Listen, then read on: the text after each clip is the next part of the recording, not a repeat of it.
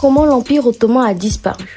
Déjà, les Ottomans étaient des Turcs musulmans, mais leur empire était multiethnique et multireligieux, incluant les Arabes, les Arméniens, les Grecs, les Kurdes, les Juifs, les chrétiens et bien d'autres. Pendant plus de 600 ans, l'Empire ottoman a régné sur une grande partie de l'Europe, de l'Asie et de l'Afrique. Mais en 1923, cet empire autrefois puissant disparaît. L'Empire ottoman a été fondé en 1299 par Osman Ier. Il a connu son apogée au XVIe siècle sous le règne de Soliman le Magnifique. À son apogée, il s'étendait de l'Europe de l'Est à l'Arabie avec Constantinople comme capitale.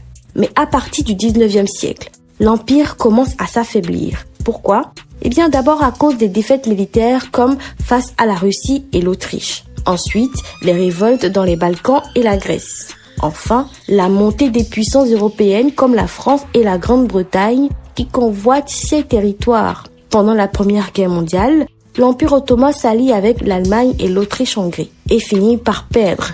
En 1918, l'Empire est vaincu et ses territoires sont occupés par les puissances européennes. Le traité de Sèvres, en 1920, divise ce qui reste de l'Empire.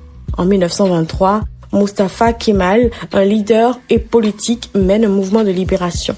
Il abolit la monarchie ottomane et fonde la République de Turquie. C'est la fin de l'Empire ottoman.